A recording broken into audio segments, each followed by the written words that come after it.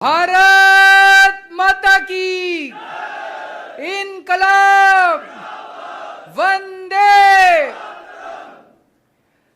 हिमाचल प्रदेश के कोने कोने से आए सभी भाइयों बहनों, माताओं, बुजुर्गों, बच्चों, टीचर्स, पेरेंट्स, आप सब लोगों को मेरा नमस्कार, सबको मेरा प्रणाम। दोस्तों, आज मैं आपके बीच में शिक्षा के बारे में बात करने आया हूं। नवंबर में चुनाव है हिमाचल प्रदेश के। ये चुनावी दौरा है। इस चुनावी दौरे के बीच में मैं आपसे शिक्षा के ऊपर बात करने आया हूं।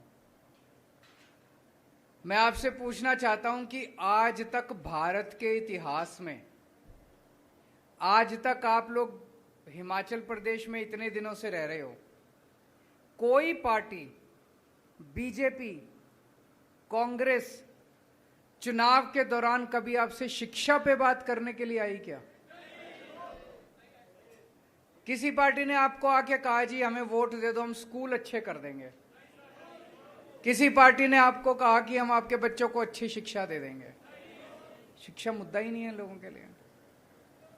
आज आप इतने सारे लोग हो, आप में से जरा हाथ उठा के ये बताना कि कितने लोगों के बच्चे स्कूलों में पढ़ने वाले बच्चे हैं? कितने लोगों के?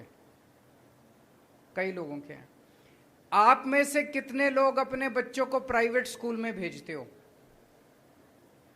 कितने लोग अपने बच्चों को सरकारी स्कूल में भेजते हो? इसी से पता चल रहा है कि सरकारी स्कूलों का क्या हाल है। हिमाचल प्रदेश में शिक्षा का क्या हालत है, मैं आप थोड़ा सा डेटा इकट्ठा कर रहा था। हिमाचल प्रदेश में 14 लाख बच्चे स्कूलों में जाते हैं। इन 14 लाख में से 8.5 लाख बच्चे सरकारी स्कूलों में जाते हैं और 5.5 लाख बच्चे प्राइवेट स्कूलों में जाते हैं। 8.5 लाख बच्चे सरकारी स्कूलों में जाते हैं, तो अधिकतर बच्चे, 70-80% बच्चे जो है वो सरकारी स्कूलों में जाते हैं। इसका मतलब हिमाचल प्रदेश के अंदर इतनी गरीबी है, बेचारे अपने बच्चों को, सरकारी स्कूलों की हालत इतनी खराब है, इतनी खराब है हिमाचल। 8.5 लाख बच्चे सरकारी स्कूलों में जाते हैं और आज हिमाचल प्रदेश की जो शिक्षा व्यवस्था है, इन 8.5 लाख बच्चों का भविष्य अंधकार में है। गलत तो नहीं कह रहा? 2000 स्कूल ऐसे हैं जिनमें एक टीचर है। 8वीं तक स्कूल है, 5वीं तक स्कूल है, एक टीचर है। अब ये बताओ, वो एक टीचर 5 क्लासेस को, 8 क्लासेस को कैसे पढ़ाएगा? पढ़ा ही नहीं सकता। तो इन स्कूलों में पढ़ाई होती ही नहीं है। वो पहली क्लास को पढ़ाएगा, वो दूसरी क्लास को पढ़ाएगा, वो तीसरी को पढ़ाएगा, सबको साथ बिठा के कैसे पढ़ाएगा एक टीचर? पढ़ाई हो ही नहीं सकती। इन स्कूलों में पढ़ाई होती नहीं है। तो सोचो, इन बच्चों को कुछ भी नहीं आता। इन बच्चों का क्या कसूर? ये भी तो अपने भारत के ही बच्चे हैं। इनको कौन देगा शिक्षा? कई स्कूल ऐसे हैं जिनमें एक भी टीचर नहीं है। 722 स्कूल ऐसे हैं, 722 स्कूल ऐसे जिसमें एक कमरा है। यह मैं हिमाचल प्रदेश की बता रहा हूं। एक कमरा है, उसी में पहली क्लास भी लगती है, उसी में दूसरी क्लास भी लगती है, उसी में तीसरी भी लगती है, उसी में चौथी भी लगती है, 5वीं तक की क्लास और कई कई तो 8वीं तक की क्लास एक ही कमरे के अंदर। कैसे हो सकता है? ये मजाक बना रखा है इन लोगों ने। 12वीं क्लास के नतीजे हिमाचल प्रदेश के 2019 में 12वीं क्लास के नतीजे आए थे 62%, 2020 में 76%। 55 सरकारी स्कूल ऐसे थे जिनमें एक भी बच्चा पास नहीं हुआ। यह मैंने इंटरनेट पे देखा है। 55 सरकारी स्कूल ऐसे थे हिमाचल प्रदेश के अंदर जिसमें 10वीं और 12वीं क्लास में बोर्ड के पेपर में एक भी बच्चा पास नहीं हुआ। और अभी हिमाचल प्रदेश हाईकोर्ट के अंदर एक PIL दाखिल की है किसी ने। उस PIL में उसने कहा है कि हिमाचल प्रदेश सरकार ने मंडी के अंदर एक सरकारी स्कूल को तोड़ के वहां पे मॉल बना रहे हैं। यह हिमाचल प्रदेश की शिक्षा व्यवस्था है। हिमाचल प्रदेश पे कांग्रेस ने 30 साल राज किया, भारतीय जनता पार्टी ने 20 साल राज किया। इन्होंने क्या किया? शिक्षा व्यवस्था को बर्बाद करने में इन्होंने कोई कसर नहीं छोड़ी।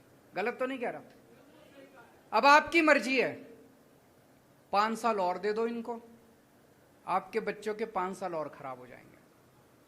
अगर आज आपका बच्चा 8वीं क्लास में पढ़ रहा है और आज आपने गलती करके बीजेपी और कांग्रेस को वोट दे दिया, आपका बच्चा 12वीं क्लास पास कर जाएगा अगले चुनाव तक, फिर मौका नहीं बचेगा। मौका यही है, अगर आपने अपने बच्चों को बचाना है तो इसी बार बदलना पड़ेगा आपको, इसी बार बदलना पड़ेगा। 8वीं क्लास में अगर आपका बच्चा पढ़ रहा है, वो 12वीं पास कर जाएगा, उसका भविष्य तो गया। उसका भविष्य कौन ठीक करेगा? और उसका जिम्मेदार कौन होगा? मां बाप, क्योंकि उन्हें वोट उनको दिया। अभी तक तो हमारे पास मौका नहीं था, जैसे हमारे सुरजीत जी ने कहा, एक बार बीजेपी थी, एक बार करते क्या मरते, कभी बीजेपी को दे दो, कभी कांग्रेस को दे दो। इस बार तो मौका है, इस बार तो अपने बच्चों को बचा लो, इस बार तो अपने बच्चों का भविष्य बचा लो। देखो जी, मेरे को पॉलिटिक्स करनी नहीं आती, मेरे को राजनीति करनी नहीं आती, मेरे को भी नहीं आती, भगवंत भाई को भी नहीं आती। हम लोगों को राजनीति करनी नहीं आती, काम करना आता है। देश के लिए समर्पित हैं, देश के लिए हमारी जान भी हाजिर है। सुबह से शाम तक केवल हम यही सोचते हैं। पिछले 7 साल में दिल्ली में मैं काम कर रहा हूं और पिछले 3 महीने में आपने मान साहब की झलकियां देख ली कि किस तरह से रोज एक बार ये सुबह बैठ जाते हैं, एक सुबह अनाउंसमेंट आ जाता है पंजाब के अंदर, एक शाम को आ जाता है। इतना काम हो रहा है, इतना काम हो रहा है। दिल्ली के अंदर जब हमारी सरकार बनी थी जी 2015 में, दिल्ली के सरकारी स्कूलों का यही हाल था जो हिमाचल प्रदेश के, और ज्यादा बदतर हाल था। टॉयलेट्स के नाम पे कुछ भी नहीं था। एक बेचारी बच्ची अगर अपने घर से स्कूल आ जाए और उसको बाथरूम जाना पड़े तो वापस घर जाना पड़ता था, वो टॉयलेट नहीं जा सकती थी, इतना बुरा हाल था। किसी स्कूल के अंदर टॉयलेट का इंतजाम नहीं था। दिल्ली सरकार के स्कूलों में पानी का इंतजाम नहीं था, जाले लगे पड़े थे दीवारों पे, दीवारें टूटी पड़ी थी, छत चू रही थी, छत नीचे डेस्क नहीं थे, टाट पे बैठते थे बच्चे, घंटे भर आते थे, फिर खेलते कूदते बाहर, कोई सिक्योरिटी गार्ड नहीं था। बुरा हाल था एजुकेशन का। और सरकारी स्कूलों के नतीजे तो माशाल्लाह ना ही पूछो। टीचर्स आते थे, घंटे भर के अंदर वो भी घर चले जाते थे। जैसे हिमाचल प्रदेश के अंदर है, अगर किसी के पास 2 पैसे आ जाएं तो अपने बच्चे को प्राइवेट में भेजना चाहता है, वही हाल सरकारी स्कूलों का था दिल्ली के अंदर। जिसके पास, रिक्शे वाले के पास, मजदूरों के पास। मैं राजनीति में आने के पहले मैं एनजीओ में काम करता था, समाज सेवा का काम करता था, झुग्गियों, दिल्ली की झुग्गी बस्तियों में काम किया करता था। उन झुग्गी बस्तियों के अंदर मैं देखता था कि एक रिक्शे वाला भी, एक मजदूर भी कोशिश करता था, यार एक टाइम का रोटी कम खा लेंगे लेकिन अपने बच्चों को स्कूल, अच्छे प्राइवेट स्कूल में भेज देते हैं। कोई सरकारी स्कूल में नहीं भेजना चाहता था। हमारी सरकार आई, हमने एक सपना देखा था, मैंने, मनीष सिसोदिया जी ने, हमने तय किया यार कुछ भी हो, ये सरकारी स्कूल ठीक करने अपने को। दिल में ये सपना तो था, लेकिन ये भी था कि करेंगे कैसे, होएगा कैसे, कर पाएंगे क्या। तो हमने आते ही तय कर लिया कि दिल्ली सरकार का 25% बजट शिक्षा पे खर्च होगा। सबसे पहले तो हमने ये अनाउंस कर दिया कि दिल्ली सरकार का 25% बजट शिक्षा पे, और आज तक चला आ रहा है। दिल्ली सरकार का 25% शिक्षा पे खर्च होगा। लगभग हर साल 10,000 करोड़ से लेके 15,000 करोड़ तक हम शिक्षा पे खर्च कर रहे हैं।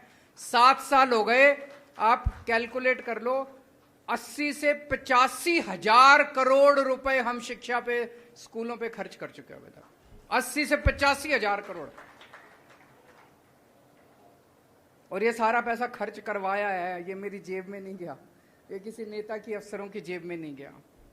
वहां से हमारी शुरुआत हुई और आज मुझे कहते हुए गर्व है कि दिल्ली के सरकारी स्कूल इतने शानदार हो गए हैं।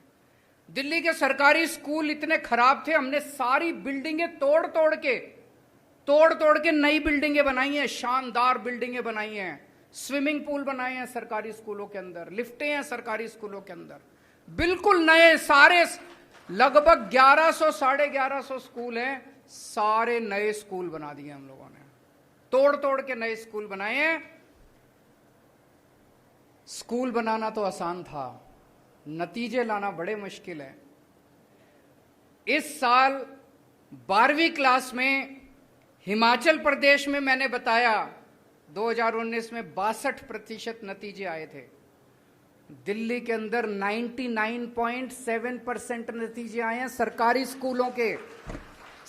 स्कूलों के, गवर्नमेंट स्कूल्स के 99.7% नतीजे। सुना था कभी भारत के इतिहास में 1947 के बाद से लेके आज तक मेरे को लगता नहीं किसी भी सरकार के टाइम में सरकारी स्कूलों के नतीजे 99.7% आए हैं। जब हमारी सरकार बनी, मैंने बताया कि अगर किसी के पास 2 पैसे हो वो अपने बच्चे को सरकारी स्कूल से निकाल के प्राइवेट स्कूल में भर्ती कराता था। हिमाचल प्रदेश के अंदर भी किसी के पास भी 2 पैसे हो वो अपने बच्चे को निकाल के प्राइवेट स्कूल में भर्ती कराना चाहता है। दिल्ली के अंदर हवा उल्टी बहने लग गई है। दिल्ली के अंदर 4 लाख बच्चों ने अपने नाम प्राइवेट स्कूल से कटवा के सरकारी स्कूलों के अंदर भर्ती करवाए हैं। भाई साहब, ये चमत्कार से कम नहीं है। 4 लाख बच्चों ने प्राइवेट स्कूल से नाम कटा के सरकारी स्कूलों में भर्ती कराया, क्योंकि सरकारी स्कूल इतने, और कई अमीर लोग अपने बच्चों के बड़े बड़े स्कूलों से नाम कटा रहे हैं। मैंने मान साहब को कहा कि अपने अफसरों को भी लेके आओ, थोड़ा सा इनका भी ओरिएंटेशन होना चाहिए, इनको भी लगना चाहिए कि दिल्ली में हमने क्या काम किया है। तो पंजाब सरकार के चीफ सेक्रेटरी, एजुकेशन सेक्रेटरी, फलाना सेक्रेटरी, ढिमका सेक्रेटरी, ये सारे मान साहब अपनी सारी फौज लेके अफसरों को आए, अफसरों की। हमने इनको स्कूल घुमाए, दिल्ली सरकार के सरकारी स्कूल। तो एक क्लास में हम घुसे तो इनका एक अफसर बच्चों से पूछता है, बच्चे क्लास में बैठे थे, उन बच्चों से पूछता है, आप में से प्राइवेट स्कूल छोड़ के कौन कौन आए? तो कई बच्चों ने हाथ उठाया, जी हम प्राइवेट स्कूल से नाम कटा के आए। तो उन्होंने एक बच्चे से पूछा, बेटा आप कौन से प्राइवेट स्कूल से आए? वो बच्चा कहता है Saint Columba's. Saint Columba's Delhi का सबसे बड़ा प्राइवेट स्कूल है, सबसे, मतलब कहते हैं ना जिसमें कि एडमिशन लेना इम्पॉसिबल, सबसे शानदार प्राइवेट स्कूल है सेंट कोलंबस से भी, डीपीएस से भी, इधर से भी उधर से भी लोग अपने बच्चों के नाम कटा के सरकारी स्कूल में भर्ती करा रहे हैं। आज अगर कोई मेरे से पूछता है, अरविंद जी 7 साल में आपने सबसे अच्छा काम क्या किया? भाई साहब, हमने बच्चों के 16 लाख बच्चे मेरे सरकारी स्कूलों में पढ़ते हैं, इन 16 लाख बच्चों की मैंने जिंदगी बना दी। अब आपसे एक मौका मांगने आया हूं, ये 8.5 लाख बच्चे जो सरकारी स्कूलों में पढ़ रहे हैं, इनकी भी जिंदगी बनानी है कि नहीं बनानी है? चाबी आप लोगों के हाथ में, आप ही कुछ कर सकते हो। आ रहा हूं मैं। अब मैं आपको बताता हूं, आईआईटी का नाम सुना है सब लोगों ने? आईआईटी है Indian institute of technology, engineering college है। उसमें एडमिशन लेना बहुत मुश्किल है, सबसे बेस्ट इंजीनियरिंग कॉलेज है, देश में नहीं पूरी दुनिया के अंदर उनका नाम माना जाता है। पहले 100 दुनिया के इंजीनियरिंग कॉलेजेस में आईआईटी आते हैं हमारे देश के। मैं भी आईआईटी से हूं। बड़ा मुश्किल है, मेरे को पता है मैं कितनी मेहनत करी थी, मैंने कितने रात दिन पढ़ना पड़ता है, बड़ी मुश्किल है। बड़े, आपको जान के ताज्जुब होगा जी, पिछले 2-3 साल से 400 से ज्यादा बच्चे हर साल हमारे आईआईटी की परीक्षा पास कर रहे हैं, सरकारी स्कूलों के, गवर्नमेंट स्कूल के। हिमाचल प्रदेश के अंदर 55 स्कूल ऐसे हैं जिसमें एक भी बच्चा 12वीं पास नहीं कर रहा। दिल्ली के अंदर दिल्ली सरकार के स्कूलों के 400 बच्चे आईआईटी की परीक्षा पास कर रहे हैं। ये बड़ी बात है, बहुत बड़ी बात है। और मैं एक उदाहरण देना चाहता हूं। एक बच्चा है राजीव राय,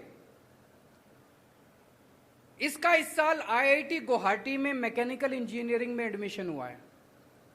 आईआईटी गुवाहाटी में मैकेनिकल, सरकारी, हमारे दिल्ली सरकार के 12वीं क्लास से पास हुआ, उसने परीक्षा दी और उसको आईआईटी गुवाहाटी में मैकेनिकल इंजीनियरिंग। उसके पिताजी एक छोटे से मैकेनिक हैं।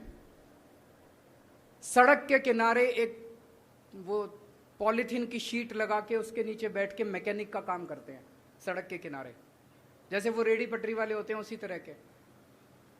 9,000 रुपए महीने मुश्किल से कमाते हैं। पिताजी तीसरी पास हैं, माताजी पढ़ी नहीं हुई, अनपढ़ है। ये लड़का आईआईटी गुवाहाटी से मैकेनिकल इंजीनियरिंग करने के बाद इसको जो शुरुआती तनख्वाह मिलेगी, कम से कम 2 लाख रुपए महीने की तनख्वाह इसको मिलेगी। अब आप सोच के देखो कि अगर दिल्ली सरकार के स्कूल अच्छे नहीं हुए होते तो क्या होता? क्या राजीव राय आईआईटी में जा सकता था? मैं इसकी काबिलियत पे वो नहीं कर रहा, हो सकता चला भी जाता, मैं वो नहीं कह रहा। लेकिन जो सुविधाएं मिली और जो कुछ मिला, क्या राजीव राय जैसे इतने बच्चे जो आज इंजीनियरिंग कर रहे हैं, क्या वो जा सकते थे? नहीं जा सकते थे। वो मैकेनिक का बेटा हो सकता है मैकेनिक अपने पिताजी की दुकान में ही काम करने के लिए मजबूर हो जाता। हो सकता है उसके पिताजी बीच में उसकी पढ़ाई छुड़वा देते, कहते बेटा पढ़ाई तो होती नहीं है, तो टाइम क्यों खराब कर रहा है, मेरे साथ दुकान पे बैठा कर, 2 पैसे तो कमाएगा। ऐसे ही होता है ना गरीब परिवारों में। क्या राजीव राय आईआईटी में जा सकता था? नहीं जा सकता था। ऐसे कितने ही बच्चे हैं, आप सोच के देखो। इन सब बच्चों के घरों की गरीबी दूर हो रही है। अब 1.5 लाख बच्चे हर साल मेरे 12वीं क्लास से निकलते हैं सरकारी स्कूलों में। इन 1.5 लाख बच्चों का पहले भविष्य अंधकार में था। अब मैं दावे के साथ कह सकता हूं, ये 1.5 लाख बच्चे, मैं ये नहीं कह रहा सारे इंजीनियर बन जाएंगे, इनमें से कई इंजीनियर बनेंगे, कई डॉक्टर बनेंगे। और इन बच्चों को हम बिजनेस करना सिखा रहे हैं 11वीं 12वीं क्लास में। मैं अभी बताऊंगा आपको। एक भी बच्चा बेरोजगार नहीं रहने वाला, एक भी बच्चा बेरोजगार नहीं रहने वाला। मैं शर्तिया आपको बोल देता हूं, ऐसा तैयार कर रहे हैं हम इन बच्चों को। 1.5 लाख बच्चे, गरीबों के बच्चे, इन बच्चों का भविष्य बन गया। हमने अब हमारे स्कूल तो बहुत अच्छे हो गए। हमने कई सारे एक्सपेरिमेंट्स आजकल स्कूल में शुरू किए हैं कि जब हमारे बच्चे स्कूल से निकले हैं, सरकारी स्कूलों से, वो एक अच्छा इंसान बने, अच्छा नागरिक बने और अपना पेट पालने लायक बने। ये नहीं बीए कर ली, बीकॉम कर ली, एलएलबी कर ली और नौकरी नहीं मिल रही। नौकरी ढूंढ रहे हैं, सारे जने नौकरी ढूंढ रहे हैं। ये अंग्रेजों ने व्यवस्था बनाई थी, अंग्रेज व्यवस्था बना के गए थे, सबको क्लर्क बना दिया, सारे देश को क्लर्क बना दिया। सारे क्लर्क बनने की नौकरी ढूंढ रहे हैं। अरे हमारे देश के अंदर इतना इंटेलिजेंस है, इतना हमारे देश के अंदर पोटेंशियल है, हमारे बच्चे इतने अच्छे हैं।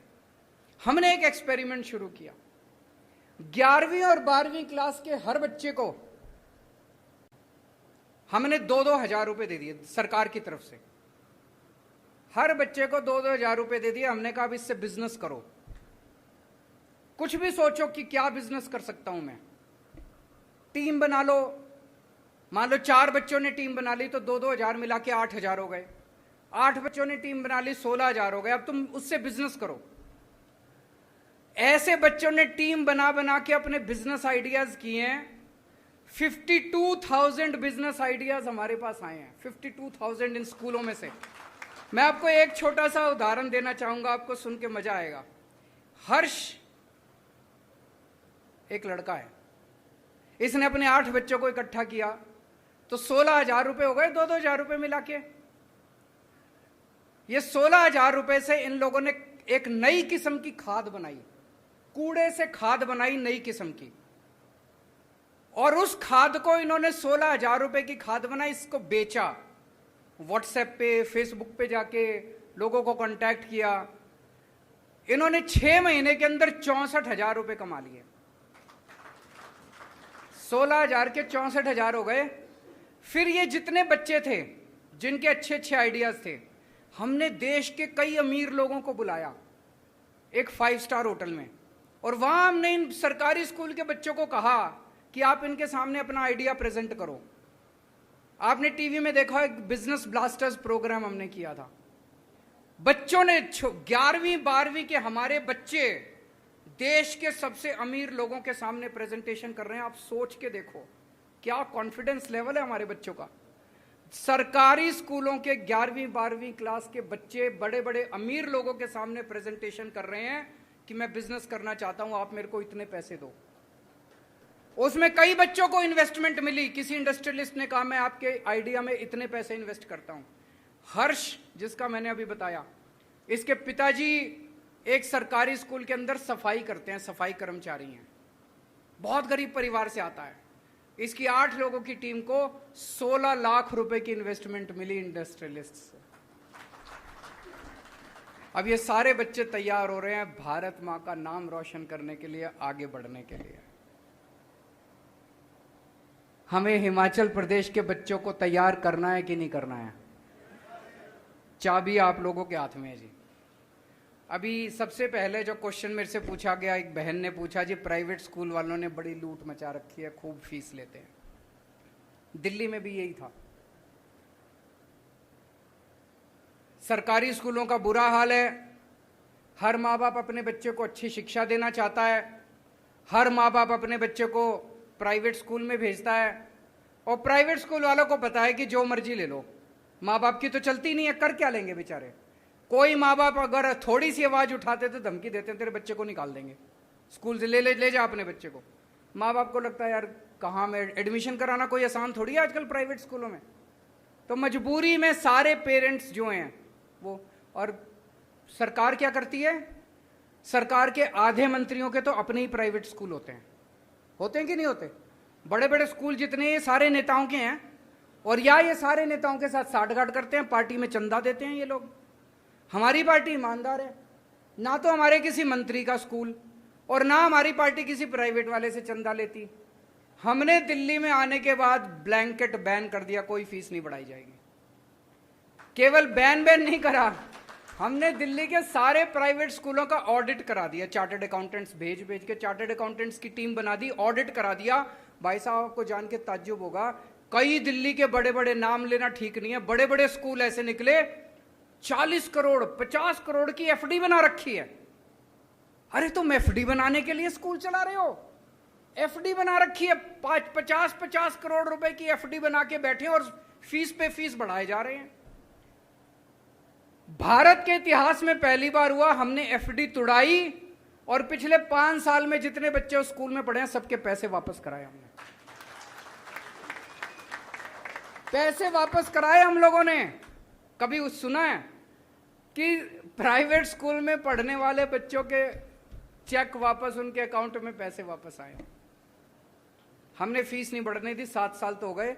अभी पंजाब के अंदर मान साहब ने सरकार संभाली है, अप्रैल के पहले हफ्ते में स्कूल फीस बढ़ाते हैं। इन्होंने ऑर्डर जारी कर दिए, कोई फीस नहीं बढ़ाएगा कोई स्कूल। ये स्कूल वाले ये भी कहते हैं ना, यूनिफॉर्म स्कूल से ही लेनी है, किताबें स्कूल से ही लेनी है, मनमर्जी कर रखी है इन्होंने, अनाप शनाप पैसे कम। इन्होंने ऑर्डर कर दिए कोई स्कूल से नहीं लेनी, जहां से मर्जी यूनिफॉर्म लो, कोई किताबें स्कूल से नहीं लेनी, जहां से मर्जी लो, और कोई फीस नहीं बढ़ाएगा। और अभी ये बता रहे थे पिछले हफ्ते कुछ स्कूलों ने इनके ऑर्डर की अनदेखी करके कल उन्होंने फीस बढ़ा दी। आज इन्होंने ऑर्डर जारी कर दिया, सबकी फीस वापस कम करा दी इन्होंने। सरकार ईमानदार चाहिए, सरकार जनता के प्रति जवाबदेह चाहिए। अगर ईमानदार सरकार आएगी, मजाल कोई जनता को लूट ले। तो दोस्तों, मैं केवल दिल्ली के लोगों ने अपने बच्चों का भविष्य केवल एक वोट से बदल लिया। एक वोट दिया था दिल्ली के लोगों ने 2014 में 15 में हमको।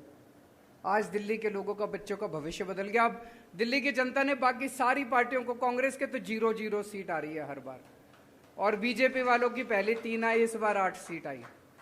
जनता इतना प्यार करती है आम आदमी पार्टी से। आप भी अपने बच्चों का भविष्य बदल सकते हो बटन दबा के। बटन बदल के, मान साहब कह रहे हैं पिछली बार जो बटन दबाते थे, बटन बदल दो। बटन दबा के आपका, अपने बच्चों का भविष्य आपके हाथ में है।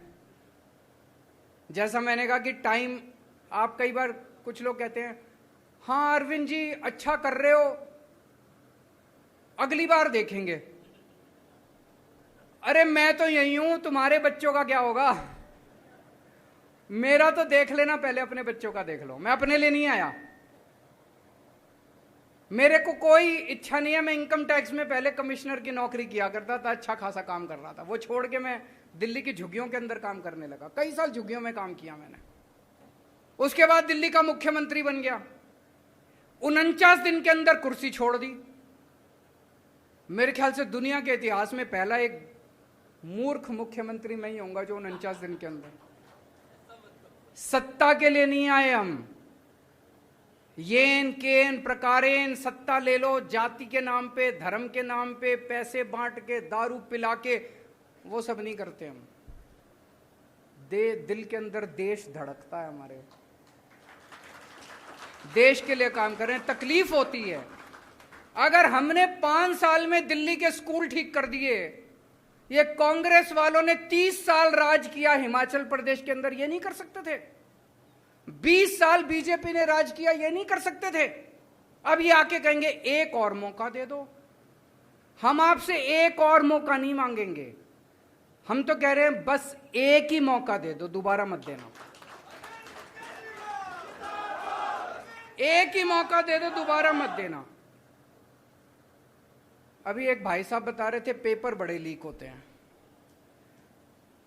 भाई साहब कुछ तो गड़बड़ है। मैं हरियाणा गया, वहां भी बीजेपी की सरकार है, वहां भी खूब पेपर लीक होते हैं। गुजरात गया, वहां भी बीजेपी की सरकार है, वहां भी खूब पेपर लीक होते हैं। सारे पेपर लीक, दिल्ली में नहीं होते। क्या चक्कर है जी? पता नहीं लीक होते हैं या लीक करवाते हैं ये लोग। वो मैं हमेशा कहता हूं, वो Guinness book of world record में आ रहा है इनका नाम, बीजेपी वालों का।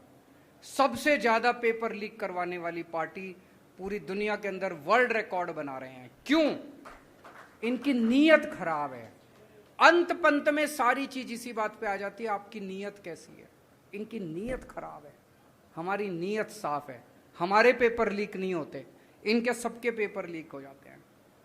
तो दोस्तों, मैं आपको अच्छी शिक्षा दूंगा, आपके बच्चों को रोजगार दूंगा, इस बात पे वोट मांगने के लिए आया हूं। और आज मैं चैलेंज करता हूं इन सारी पार्टियों को, हिम्मत है तो तुम शिक्षा के नाम पे वोट मांग के दिखा दो। हिम्मत है तुम रोजगार के नाम पे वोट मांग के दिखा दो। मैं शिक्षा के नाम पे, स्वास्थ्य के नाम पे, इसके नाम पे वोट मांगने के लिए आया हूं। जैसा मैंने कहा, मेरे को राजनीति करनी नहीं आती, पॉलिटिक्स करनी नहीं आती। आपको गंदी राजनीति चाहिए, उनके पास चले जाना। आपको भ्रष्टाचार चाहिए, उनके पास चले जाना। आपको दंगे चाहिए, उनके पास चले जाना। आपको गुंडागर्दी चाहिए, उनके पास चले जाना। अगर आपको अपने बच्चों का भविष्य बनाना है, मेरे पास आ जाना। मैं गारंटी देता हूं एक एक बच्चे का भविष्य बना दूंगा। तो दोस्तों, आपने इतना मौका उन लोगों को दिया, 30 साल कांग्रेस को दिए, 20 साल बीजेपी को दिए। एक मौका हमें भी दे के देख लो, हम भी उतने बुरे नहीं हैं। भारत माता की